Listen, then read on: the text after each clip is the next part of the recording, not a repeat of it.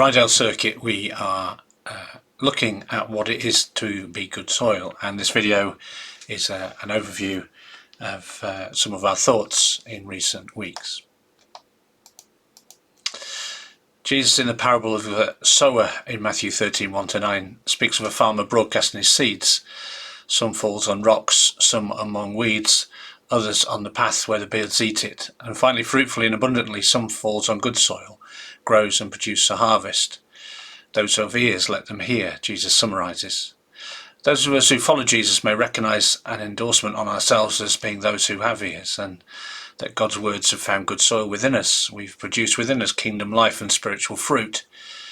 And for many years, Christians have also heard the call to make disciples, an encouragement for us to share the love of God that we've found. Those who have ears are receptive. It was as late as 1934 that the concept of Missio Dei, or God's mission, began to be reflected on, which challenged the idea that as Christians in the church, we're the sole source of God's kingdom seeds in the world, and rather God continues his own broadcasting of seeds, often through people that we perhaps judge unlikely sources of divine truth. We won't be alone in making such an assumption, of course. If you remember, when Jesus was alive, the Pharisees and Sadducees had their own ideas of divine truth, of what God was doing in the world, and Jesus challenged that idea. Certainly the idea that he might be God was a bridge too far for them.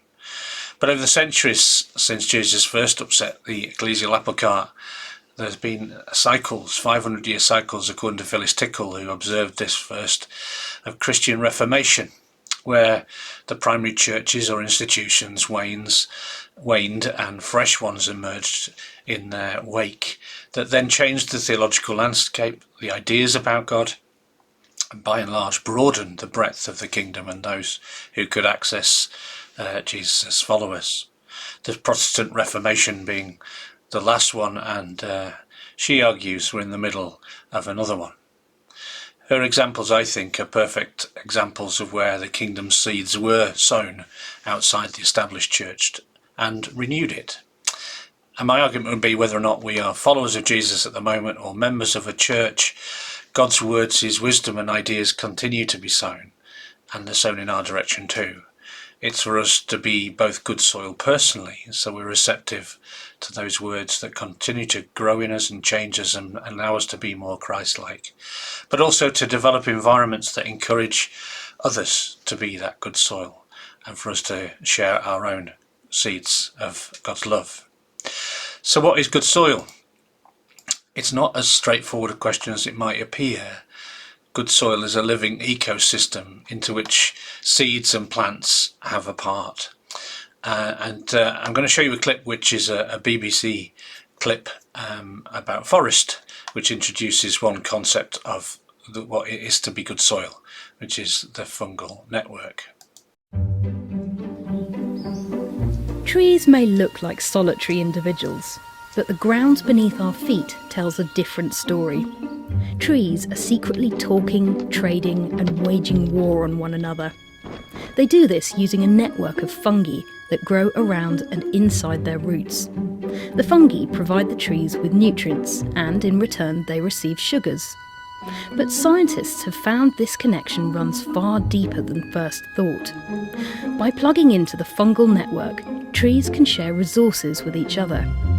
The system has been nicknamed the Wood Wide Web. It's thought that older trees, fondly known as mother trees, use this fungal network to supply shaded seedlings with sugars, giving them a better chance of survival. Those trees that are sick or dying may dump their resources into the network, which might then be used by healthier neighbours. Plants also use fungi to send messages to one another. If they're attacked, they can release chemical signals through their roots, which can warn their neighbours to raise their defences. But like our internet, the Wood Wide Web has its dark side too. Some orchids hack the system to steal resources from nearby trees, and other species, like the black walnut, spread toxic chemicals through the network to sabotage their rivals. Arboreal cybercrime aside, scientists are still debating why plants seem to behave in such an altruistic way. The hidden network creates a thriving community between individuals. When you're next in woodland, you might like to think of trees as part of a big superorganism, chatting and swapping information and food under your feet. And there is more to good soil than just the fungi within the soil. Worms aerate the soil, they drag dead plant matter that feeds on the soil, feeds into the body of the soil that enables it to feed. The native bacteria that are present within the soil transform this into nutrients which are accessible to plants via their roots. And the plants depend on these nutrients to enable them to gain energy from the sunlight and benefit from the rainfall and clean air. It's really interesting when you recognise that plants actually spend 30% of the energy they gain and send it into the soil to maintain this symbiotic relationship where they feed the microbes, the bacteria, the fungal network, which transports the water and enables this chemical communication. And a fun fact, there are more bacteria in one handful of living soil than there are people on the planet.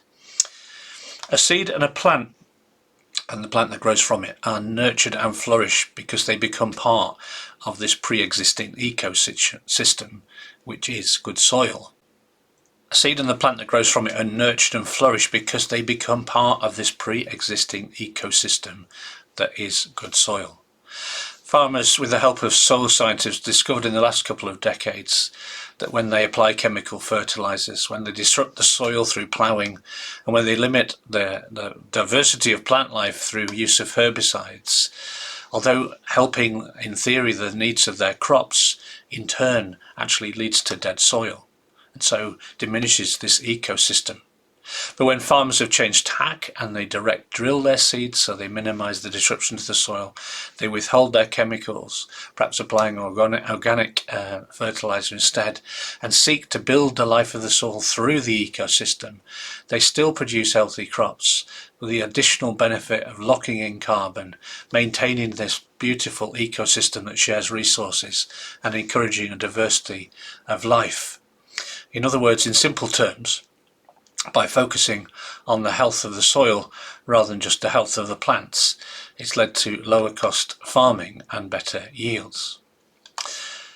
Before we move on to reflecting on this as a metaphor, we should recognise not all good soil is identical.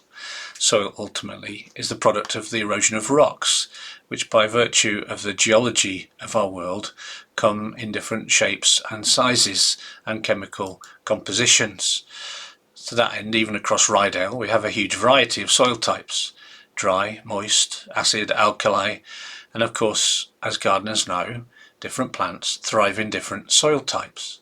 There's a plant suited to every context, and every context can give rise to its own diversity of plant life. The wise gardener or seed sower either targets the seed to the context or must engineer the context, the garden, to support the plant they hope to grow. This latter requires a lot of energy and continued maintenance. I've attempted to capture this diversity of the ecosystems in the image on screen, which imagines two vines, each suited to its own context, one in alkali, one in acid, but the web of subsoil life as part of this above and below ground ecosystem.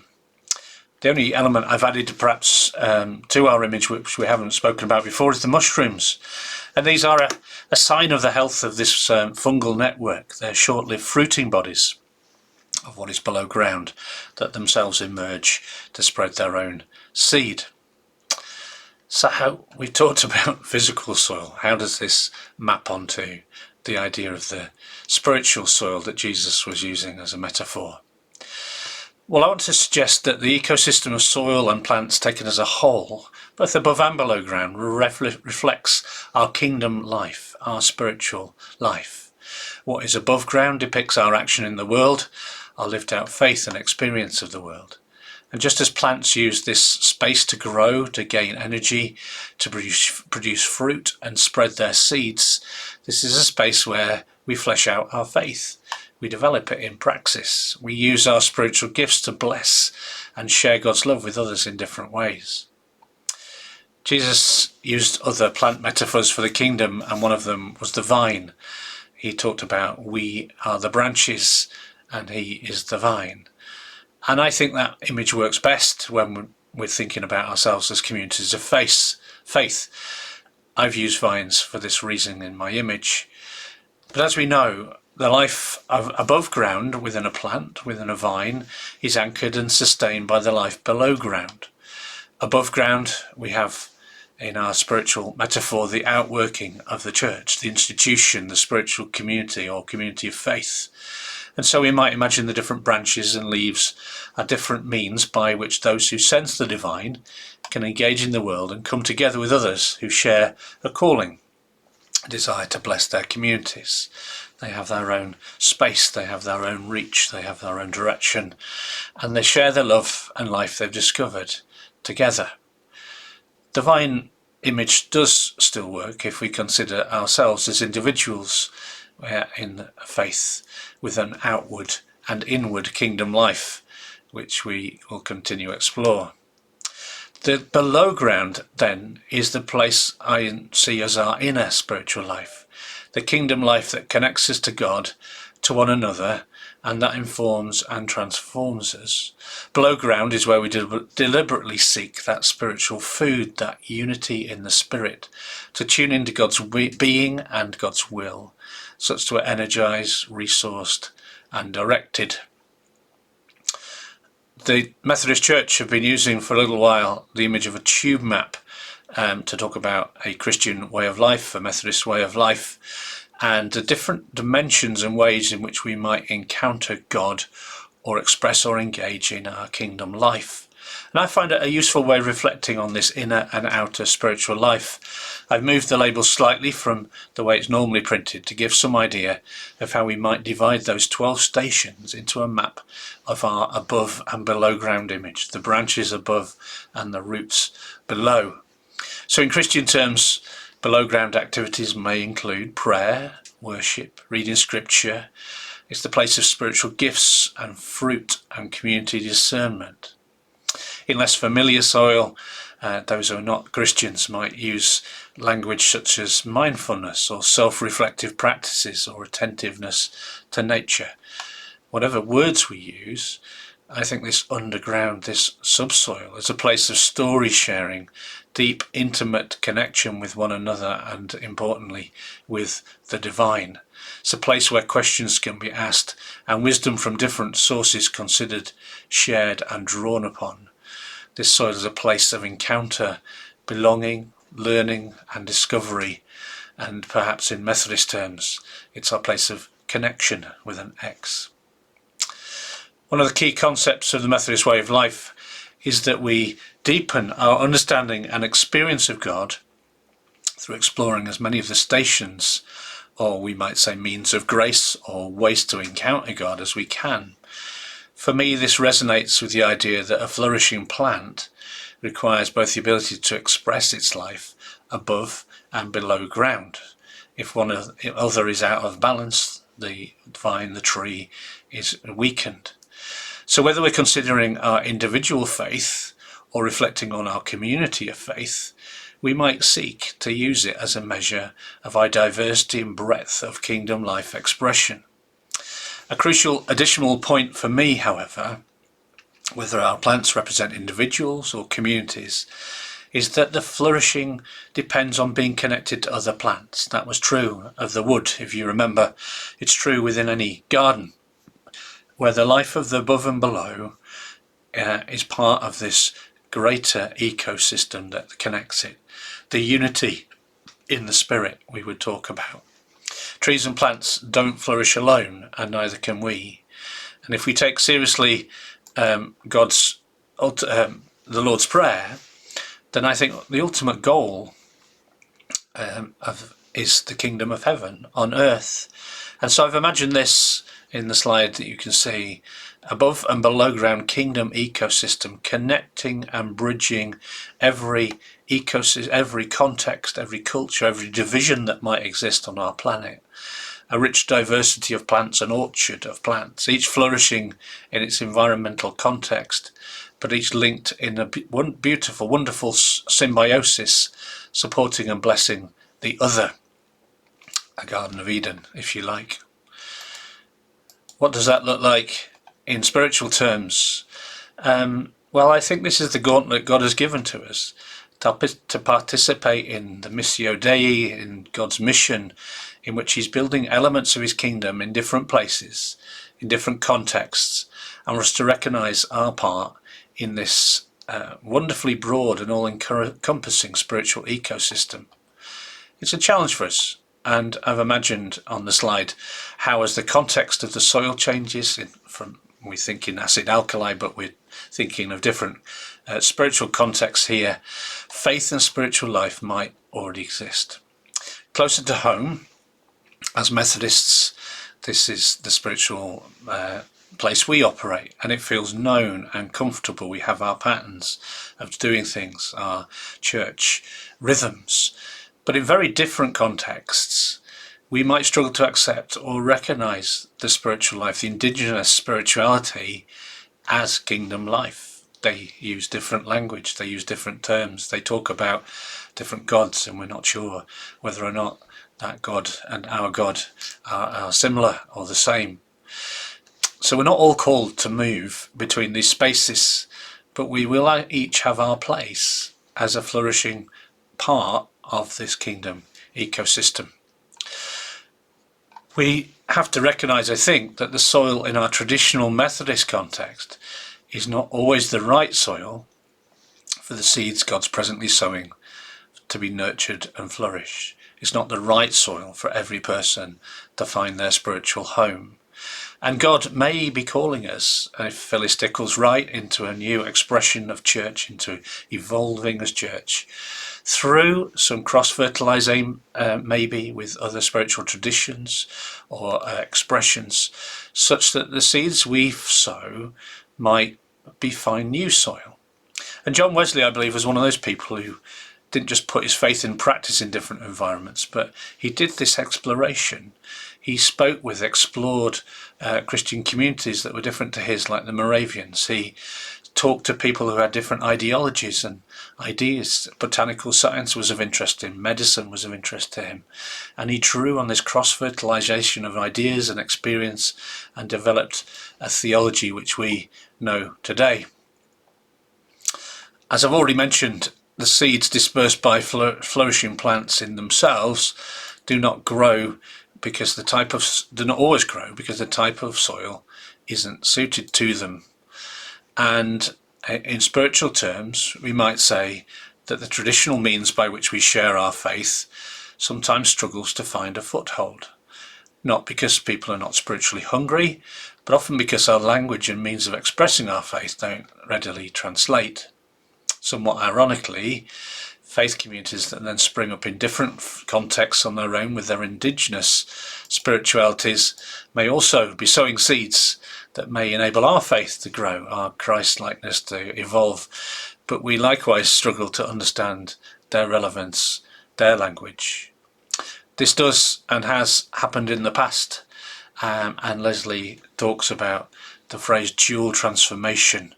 Methodism itself, if you remember, was formed when John Wesley experienced a different sort of kingdom life, one that spoke to the poor and those who found themselves outside the church as a norm. But as we know, the majority of his clerical colleagues didn't, in those early days, value his insights and approaches, and they excluded him from the church. And in the neighbouring village to where I lived in Epworth, he was forced to stand on his father's grave to share his message.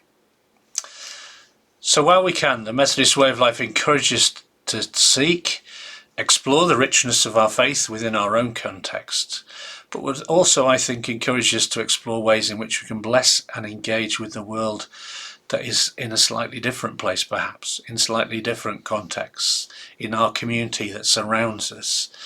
And likewise, as we develop our rich inner life that connects us, seek to reach into those different contexts, that we might be more open, maybe, to God's attempts to transform us. So how do we bridge this divide? How can we find ways for our good news to reach new contexts? The kind of agricultural approach in dealing with dead or difficult soil is to use fertilizer. to add nutrients to the soil where they want to plant seeds. And we as a church take similar approach when we offer grants and the New Places for New People project comes with grants. The trouble is, when we aren't developing the spiritual ecosystem in the subsoil, that if we only drop the plants and grow in the little bit of soil that the fertilizer is fertilizing, when the money runs out, when the fertilizer stops, then the projects can wither. We also risk, if we're not careful, bringing in new ideas, disturbing the community, the ecosystem that may already present, and distorting it, much as the farmer ploughing the soil had distorted the soil and applying the herbicide killed the ecosystem, and it left behind even more limited soil. The Church of England at present use a grafting technique, or I see it as a grafting technique. In vineyards, if you want to grow a grape variety that doesn't thrive in a context of your vineyard, then what you can do is take a wild vine that thrives in that context, but whose grapes are perhaps subpar, and you can transplant the variety you want onto the root of the vine that survives well. And that works. You can grow Burgundy in a different context, but the seeds of these grapes won't necessarily take hold in that environment naturally, because they're shaped by the DNA of the transplanted vine, not its root. And one of my concerns about the C of E approach, which often uses a significant group of people leaving a home, a mother church if you like, and going and moving to a new area and taking over even a church that's struggling, transplanting in a sense into that physical context, that physical building, is the risk to future growth.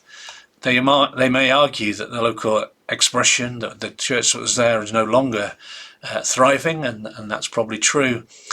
And maybe the transplanted is better suited to that context, in which case all will be well. But if not, then there's a lot of work to do to seek to cross-fertilize, to emerge as a church that takes into account the context in which they're in, so that the seeds can find a foothold and the church can continue to grow. As I've reflected on the ministry in the early church and the ministry of St. Paul, I see an alternative example of how we might go about things. So arguably the early church wasn't much interested in reaching Gentiles. They thought the church was about Jews, and their newfound faith in Jesus was fantastic. But Paul had other ideas, and Jesus, in calling Paul, seems to have other ideas. The Gentiles weren't godless. They had their own well-developed theologies, they had their gods, they had their philosophies and ideas. Some would be at odds with Christianity, some would be in harmony. But of course, the language they used, the ideas they had were very, very different. The trouble was that a message about a Messiah, which was the kind of message that Paul may have shared to Jews, wasn't going to get much foothold with Gentiles. They weren't looking for a Messiah. Likewise, the language of philosophy and multiple gods would largely be seen as irrelevant, distraction, or even undermining of faith in one God. But Paul, of course, had a unique upbringing, unique experience, and had that ability to comfortably navigate these different worlds. And he did so as he entered new contexts by spending time in them. And specifically in Greece, in Athens, places like the Areopagus or Agora, the marketplace, if you like. And the Areopagus wasn't just a place of buying and selling, such as our own markets, but a place where ideas were shared, so it had a bit of an element of Speaker's Corner in Hyde Park. Worship took place there, there were temples, there were places to make offerings, and people would socialise. It's like an open garden. And it's here that Paul would sit and listen to the philosophers. It's here he came across the altar to the unknown God. And Paul was able to learn and seek the resonance between what was being shared and what he knew of God and Jesus, and was able to use their language to gain a foothold for sharing his good news about Jesus in a way that spoke to them. Of course, he then needed to go back to the early church, to the church in Jerusalem, and speak to the elders and share with them the idea that the God of the Jews was a God of all. And we see this dual transformation take place, this acceptance of a church for Gentiles and all that that might mean. So how might we draw on St. Paul's experience? Well, I've deliberately depicted this communal place of mixing in this slide as a compost bin, because it seemed to me a key linking idea between our good soil metaphor, our varying context garden, is that of what a good gardener knows is one way to improve the soil is to compost, to take the cuttings, the clippings, the decaying fruit, the drop leaves, etc., and fast track the biological processes that normally take place in the subsoil to produce good, life-abundant soil that can be used throughout the garden. I would like to term these real-world spaces generative spaces. Pioneer ministers call them third spaces if you ever stumble across their blogs, but they're in effect places where diversity of people can come together and without excessive direction, but with some encouragement, have the space to build relationships, to share ideas and to develop community. They're often spaces where the hosting is quite subtle. It's very easy to move from being a guest to sharing in the hosting process, much as it would be if we became part of a family. They tend to be spaces where, like a compost heap, there is active mixing and space to be, and energy goes in not to determine a specific outcome, but to actively encourage the mix of gifts and graces and ideas that are present to surface and find their own life. These are places where people from different walks of life can learn from one another's passions and often languages, sometimes literally. If you're working with refugees, we actually actively have to learn one another's language and discover what gives each of them life. Ideally, these are the places where trust can develop and deep sharing at a spiritual level can take place. The key for these spaces is that they create a new community that can be drawn from multiple contexts and that is recognised and valued by leaders from these disparate contexts. They create a living community, and drawing on the metaphor of good soil that has characteristics of the device environments in which it begins to bridge.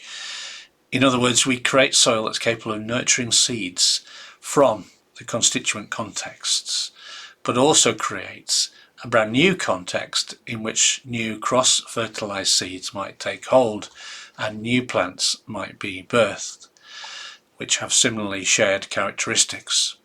So such a cross-fertilized faith community ultimately is the goal of the Methodist Church's New Places for New People scheme. So, for example, if we return briefly to our St. Paul example, we see quite clearly that the new Gentile Christian churches begin to emerge, but have a very different and distinct life from those of the purely Jewish-centric churches. And over time, we see all sorts of grey between the two as mixed groups evolve and things change. I hope you can see the value of these generative spaces in bridging the divide between groups of people. And I feel they're key spaces for us in Ryedale to be involved, and where possible for us to help create them if they don't exist. Because from them, I believe, will naturally emerge new faith communities. They form a key part of our missional journey, our attempts to reach beyond ourselves into our communities.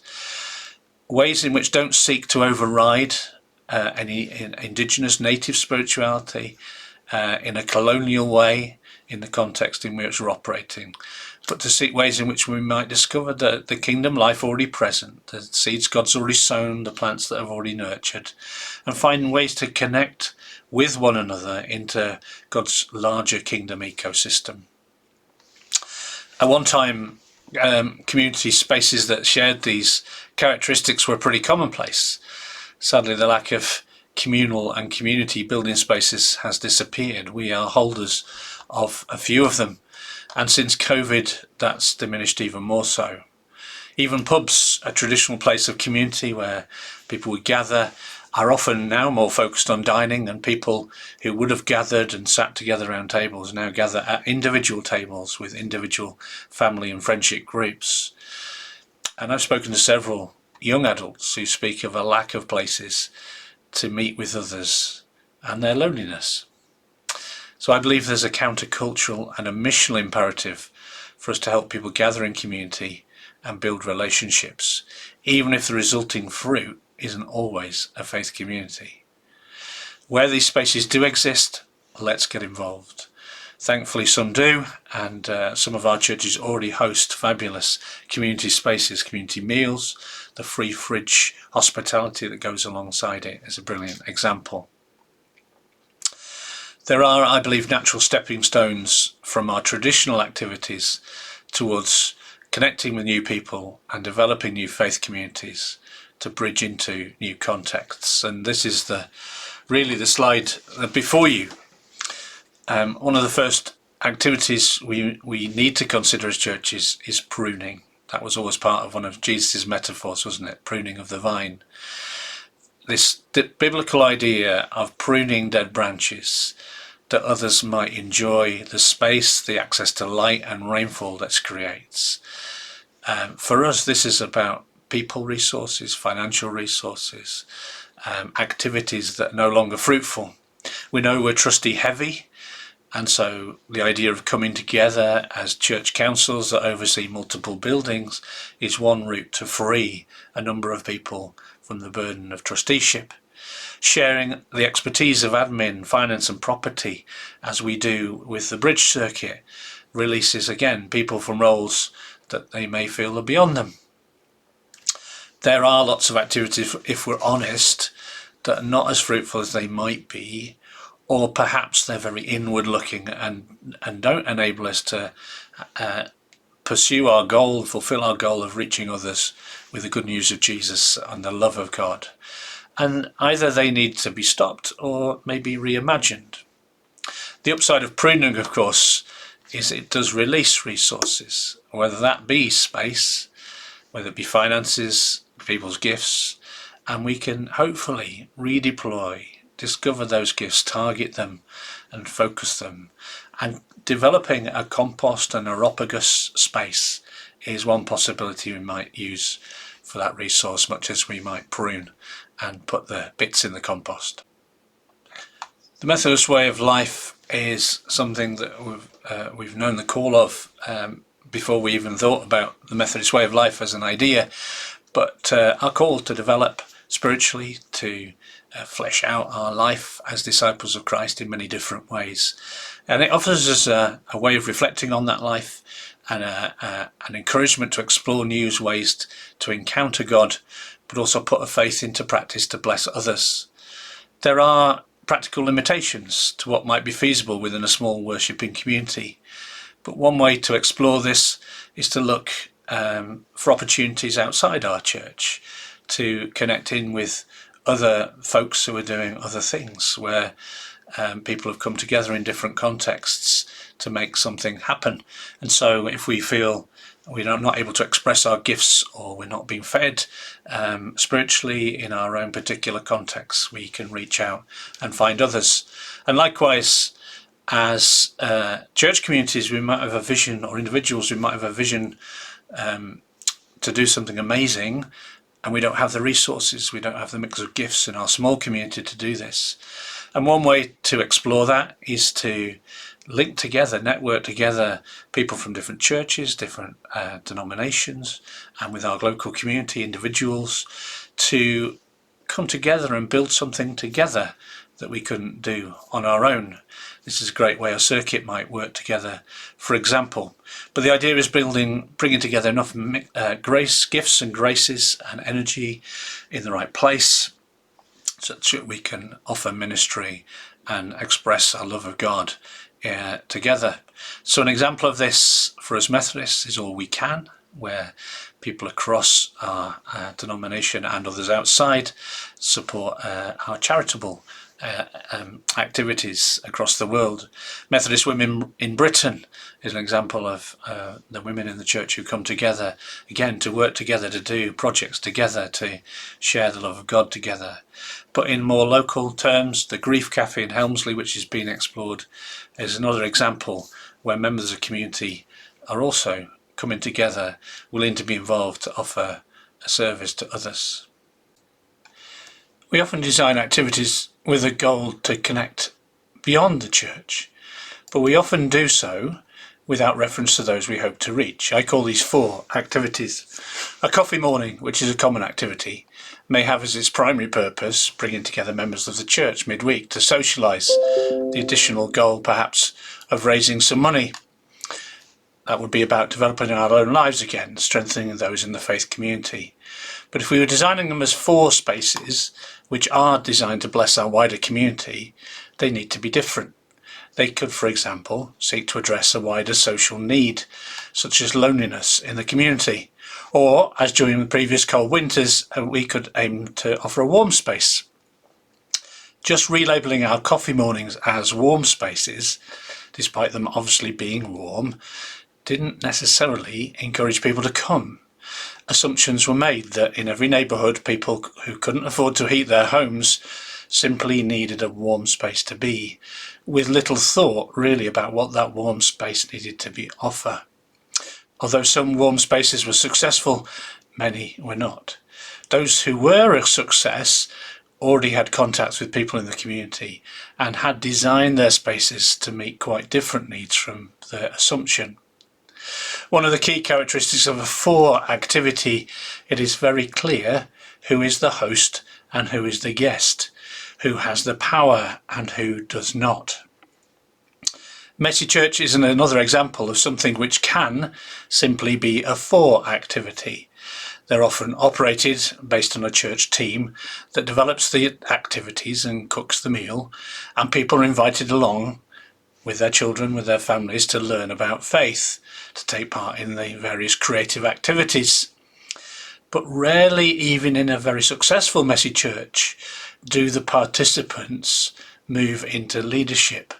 Do they take part in the planning and the creation of the crafts? Do they reflect together on the story? Do they share the cooking?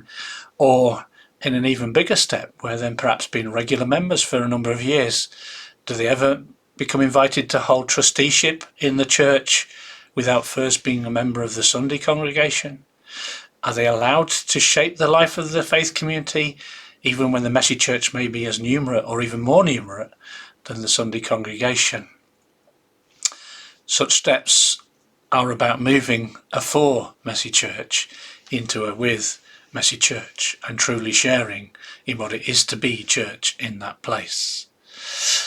The failure of many warm spaces demonstrates the value of having generative places within our communities where we regularly encounter people who are not part of our faith community and get to know them and their needs more deeply.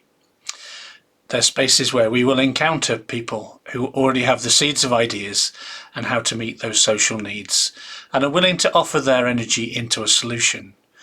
With activities are then often seeded in these generative spaces in this collaborative way, and leadership from the very start is shared. They're often developed, we would say, by the community, for the community, and we as Christians are just part of that wider community. To that end, we can see ourselves as both host and guest. We might take a share in leadership, but also benefit from it. Power is usually shared and, when possible, distributed or even given away. The shape of the activity emerges from the cross-fertilisation of values, of passions and purposes. And a good example of this would be the free fridges that are present in several Ryedale communities. Individuals from the churches themselves, offer space and time and energy alongside others from our community whose involvement is not driven by Christian faith, but environmental or justice reasons, or just a desire to be a part of community and build community. There remains potential, though, for the emergence in our generative spaces and in these with spaces, not just something that has a social focus, but also a spiritual exploration and a faith community from these with spaces. If we think about the Methodist way of life diagram once again, several of the stations of faith expression include things we might encounter in a social action project: service, care, activism, environmental passion, flourishing, feeding the hungry. We should expect those then, alongside whom we undertake those activities, to encounter God as we do. And so a community of faith might emerge from something that was birthed in social action by encouraging those who would like to explore further to perhaps recognise their encounter with God in what they're doing, recognise and value the indigenous spirituality that they perhaps already possess and is present in their lives, and encourage the exploration together of other spiritual stations. Now, we may tend to adapt those stations, not a standard worship service, not a standard prayer gathering. It may need to take a different form, but in a way we can explore something that pursues those things without and expands into, we hope, therefore, a new place for new people, a spiritual community. Explore is the next step, and in a sense a distinct step. I've already observed with you that not everybody is comfortable to navigate very different spiritual contexts from our Methodist context, to be able to see and learn to communicate the good news in these very different spaces. God, of course, does equip us as faith communities with those who are called and gifted and equipped to do this. While most of us find it easier perhaps to navigate in the for and the generative spaces and hopefully in the with spaces, and slowly build relationships and make faith connections, the pioneers among us are able to just simply go and immerse themselves into other contexts, engage in the indigenous spirituality, and discover how God is present. They, of course, then can assist the rest of us. Pioneers also have a role in discerning from those communities and from new places that emerge in the with cross-fertilisation space, which may feed back into the life of our churches. If we think back to St. Paul and St. Peter, who were pioneers to the Gentiles, they both had a role in returning to the church in Jerusalem of bringing back the news that God was clearly active among the Gentile church, and to seek acceptance of Gentiles as part of God's kingdom activity and the early church, but also establishing and pruning existing ideas about following the law, about patterns of ritual and worship, such that the two expressions of the church might find common life together. I imagine still the Jewish church operated in a very Jewish way, purely Gentile churches in a very Gentile way, but there will be emerging churches that had elements of both, which would have drawn in even more people. The final thing in our picture is release. It's probably already evident in what I've shared that sometimes our with activities begin as something that has social capital, and may become something of great value and importance for our communities. Food banks are a great example of this. But they don't necessarily offer a pathway for people to explore faith or to establish a faith community. Just because something is new doesn't mean we shouldn't assess its flourishing in the same way we might assess an existing church's flourishing or our development as an existing church. And we can use the Methodist way of life, just as we do with the traditional church, to see what value it has, to assess whether we can develop it or how we might need to prune it. On occasion, for a project to flourish will actually mean releasing it, maybe to be a purely secular thing, or to be a charitable organisation in its own right. And I know in Harrogate, the Recycled Bites cafes, which use food past sell-by date to feed people, although they started in partnership with Methodist churches, they continue to meet in Methodist churches, they have great relationship with the Methodist church. their independent status allows them to access different funding streams, draw on other resources and reach people that we may not have reached. And so we have, to some extent, released them. How do you move from where we are to for, to generative spaces, to with spaces, to exploration spaces, to even to release? One tool in our arsenal, which is common to all these movements, is the faith-rooted community organising technique. There is a course that the Methodist Church are running, and the key elements of which revolve around intentional conversations, one-to-one conversations with individuals in different contexts to our own. They can happen almost anywhere within this spectrum of healthy kingdom environments, near the Methodist Church context, far away in very different contexts. The point is, we get together with somebody and we understand, we get to know their passions, their interests, we get to sense their indigenous spirituality and how God is working in them.